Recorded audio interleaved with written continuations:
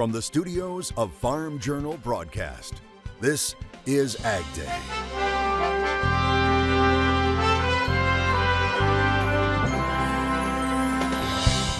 Keeping a farm family tradition going. It had to be a lot harder then than it is now. One family story of a century plus of growing rice. Water levels are still low on the Mississippi, and that means problems for barge traffic. Not a whole lot of demand to bring those corn and soybeans downstream at this point. How farmers' decisions are controlling some of the movement right now as Arkansas takes action on a new law aimed at preventing certain foreign ownership of farmland. We've let these dangerous governments infiltrate our country. Arkansas will tolerate them no longer. The latest on this developing story right now on AgDay. AgDay, presented by Pioneer. What's next happens when the testing grounds meet the proving grounds. Pioneer. What's next happens here.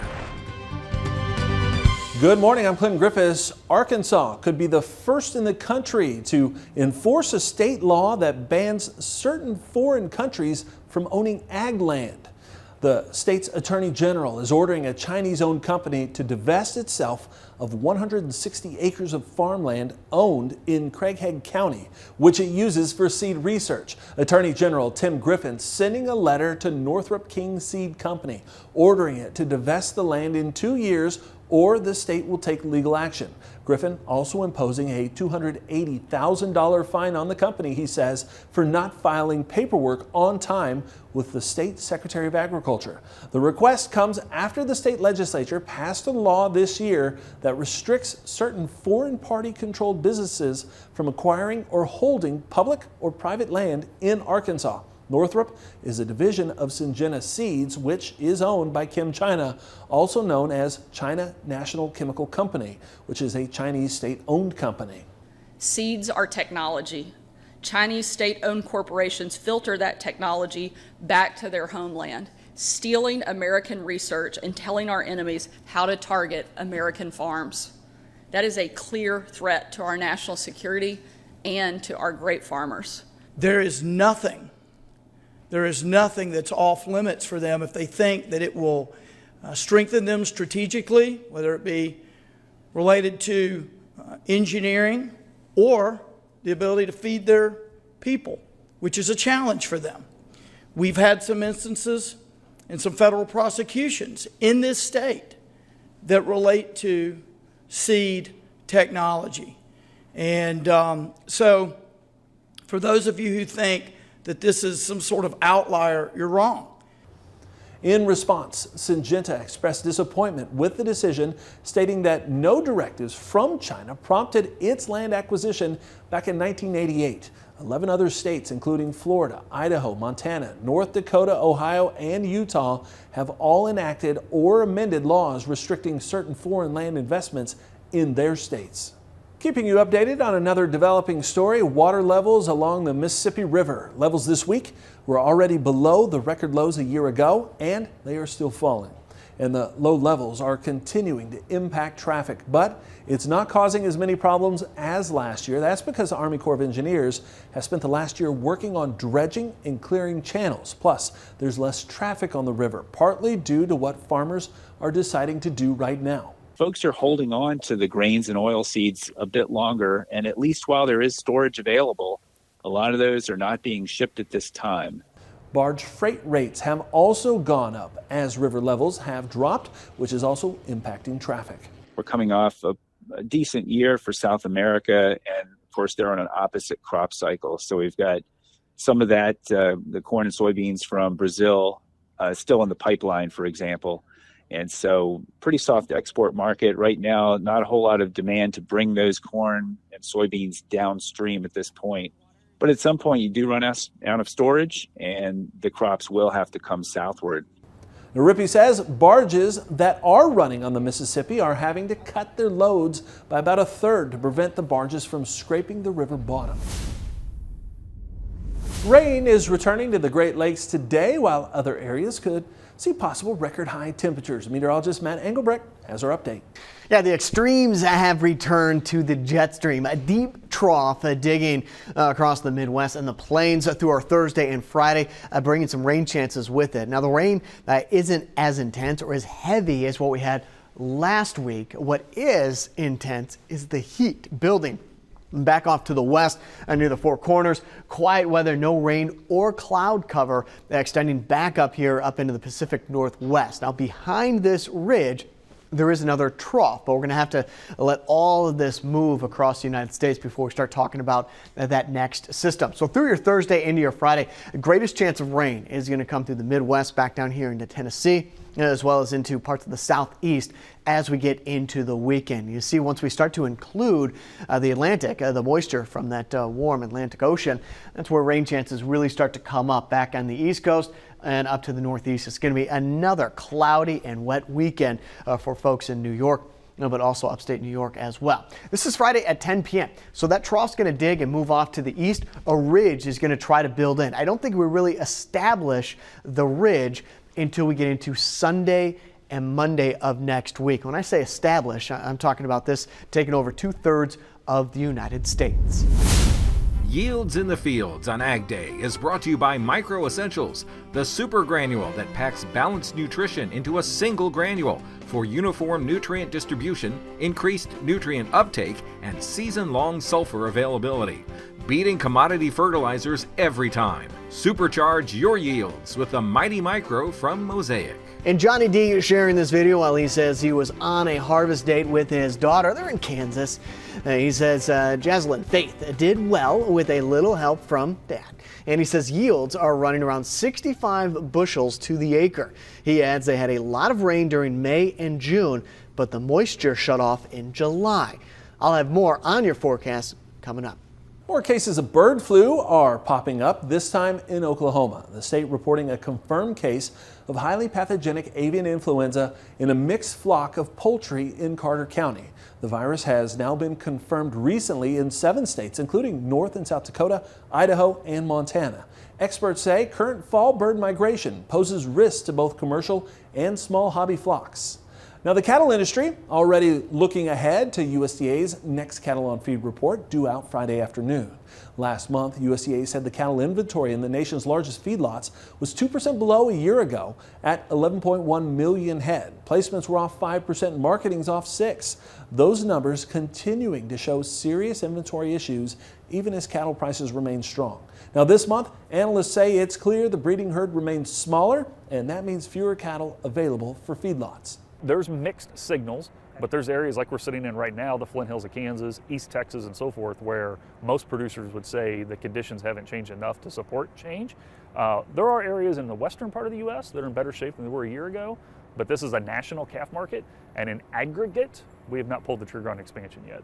Tonser says he does expect rebuilding to happen over the next couple of years. He believes if there's normal weather, producers will increase heifer retentions in 2024 and 25 with a larger herd and calf crop by the year 2026. Well, if harvest lows are in, what price targets should farmers be thinking about going forward? We'll discuss that next in Analysis.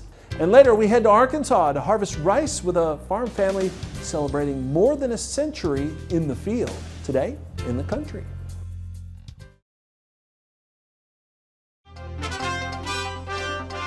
As digital agriculture has grown, many have touted the benefits of management zone mapping, but new research from the University of Illinois is casting some doubts on those benefits. The researchers conducting a multi-year study looking into whether management zone maps based on soil conditions, topography, and other landscape features can reliably predict which parts of a cornfield will respond best to higher rates of seeding or nitrogen.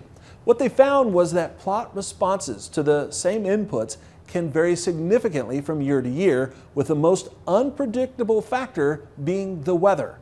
Management zone mapping utilizes field-based sensors, satellite data, and other digital tools to track how crops respond to conditions, fertilizer, and seeding rates and other inputs. The researchers say responses can vary from year to year depending on the weather effects, and that means a plot that responds well to a higher nitrogen rate one year might not do so the next time, making management zone mapping an unreliable predictor of crop responses to inputs. But they do say more information and better on-site sensors and analysis tools could eventually improve the predictive ability of management zone mapping. What kind of recovery could we see in corn and soybeans after they put in their harvest lows? And what price targets should farmers be making sales? AgDay's Michelle Rook talks it over with Randy Martinson of Martinson Ag in Markets Now. Welcome to Markets Now. Randy Martinson, Martinson Ag joining us. And let's talk about harvest strategies in terms of marketing. First of all, once we get soybeans past 50% harvested, we usually put in the harvest low. Is it in, and how much of recovery do you think or anticipate we're going to see as a result? I think if we haven't put it in and we're close to it, seasonally, this is the time frame that we do put the harvest low in soybeans. So I do expect to see a little bit of a push come into that market. We're also hearing some trouble with South America, and right now that's the only thing that we can have to help really push the soybeans. We're seeing our yields come in a little bit lower. Of course, we saw that in October report, and that's helping a little bit of support. But the bigger play, I think, is going to come from concerns about what's happening in South America. I think that'll help push the futures. If we can get above 13, I think guys start making sales. And by the time we get 13.45, I think that might exhaust the run for soybeans. Now, what about corn? Obviously, we don't know if the harvest low is in there yet, but it looks like it might be. And so how much of a retracement do you think we'll see in that market? Corn doesn't have to really see big rally right now, mainly because, a 2 billion bushel ending stocks estimate is pretty daunting and something we're going to have to work through. I do think that if, beans run, they'll pull corn with it to a degree, but for corn to get above $5, it's going to take a major feat, and $5.25 would be kind of the level I would be looking at as the top and possibility for corn. And I would be making sales above $5, and again, I would probably clean out bins at $5.25. I think we could see a basis move in corn as once we get to the backside of harvest and, everything that's going to be put in the bins, it's going to take a little bit more to get those out. And I think that'll have to be a basis play to bring some of those bushels out to the end user. And Randy, since it sounds like more producers stored corn versus soybeans, what percentage did they sell on these rallies? I guess, once we start seeing a little bit of a push above that 13 level and that $5 level, I'd start looking at selling 25% of what you have in inventory, and then, sell in 25% increments, because, it's going to be a fast rally, and I think you need to move quite a bit of the product once it happens. So beyond South American weather, is there anything else that could push these markets, both corn or beans? Boy, at this point, that's going to be tough. I don't expect that right now. I mean, we need to get some major exports going, and the only way we'll get that is to see, them slip away from South America. All right, thanks for joining us, Randy Martinson with Martinson Ag. That is Markets Now. We'll have more Ag Day coming up.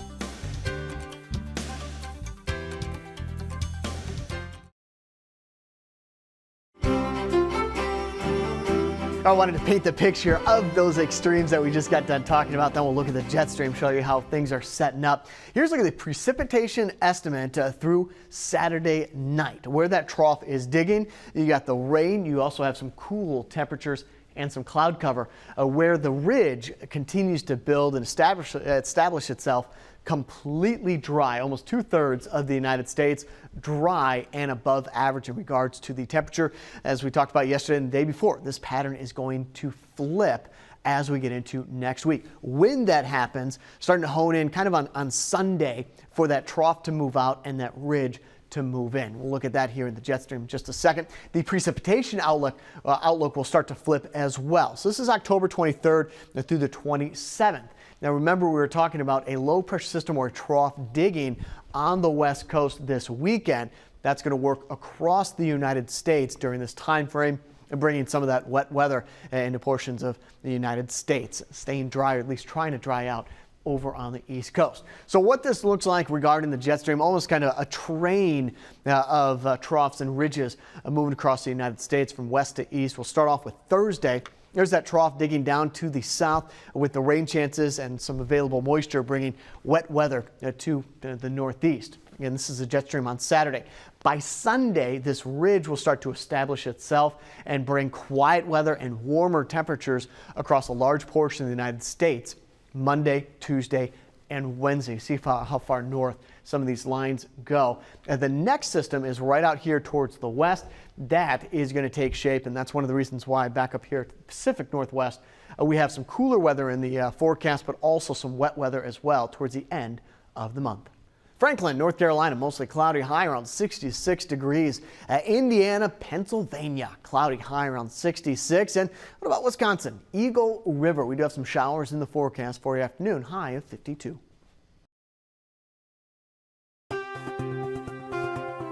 America's Big Four packing companies are once again the target of a lawsuit alleging price-fixing allegations.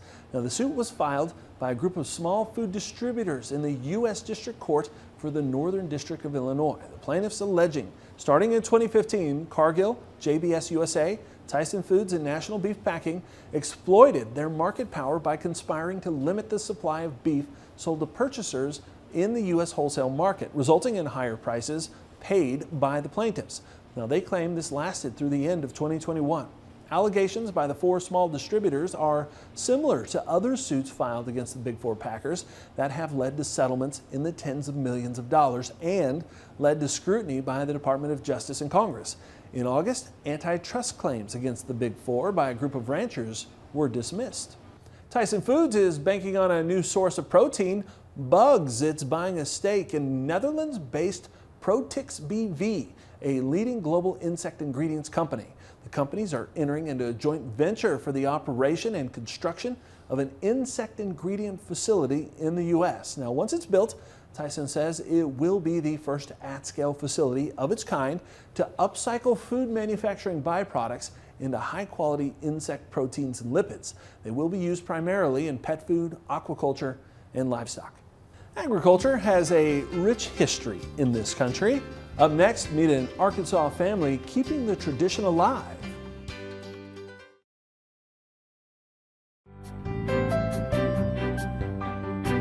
The Taggert family has been farming rice for 6 generations in Arkansas, and the Arkansas Farm Bureau shows us this year will be the 113th rice crop their family has produced.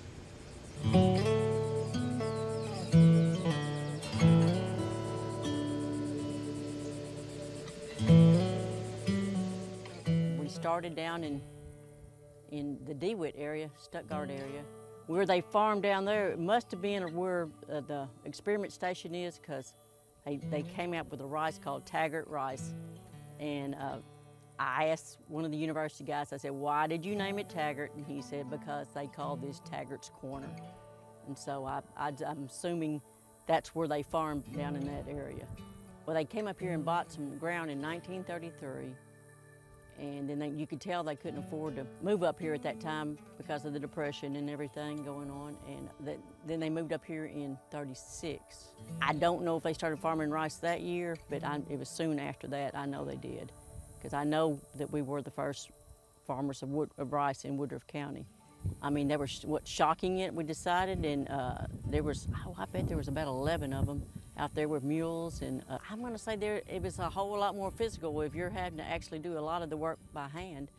I just can't imagine, you know, how much harder it was then than it is now, because I mean, we do have these great big machines that'll do it, even though when it goes down, it's not fun, because you are climbing on and off, pulling stuff out all the time. So there is still some physical work, okay, but it had to be a lot harder then than it is now.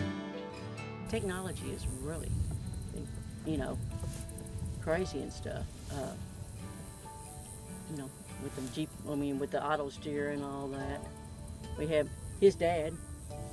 He's 72, and he's still out here with us. Yeah. And he was definitely one that said he did not like auto steer, and now he gets mad when it doesn't work. Okay. Yeah. he gets very upset when this doesn't work. Yeah. So it's a lot of this technology has really spoilt us. I thought we'd been farming for about 100 years, and I think I'm saying about 2010, and so they raised this. They had this Taggert rice come out, and so I got me and my brother and my father. We got in picture. We raised some Taggert rice. I had found some foundation seed and planted it, and I said, we got to get our picture made because this is number 100. It's pressure. Yeah, It's pressure, honestly. it is. I think a lot of it is pressure. Yeah. Yeah. You don't want to be the generation that it stops at. Right. Keep it moving. Right.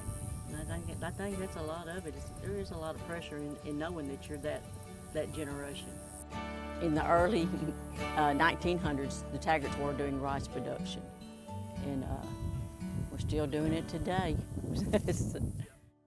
Our thanks to the Arkansas Farm Bureau for sharing that story with us.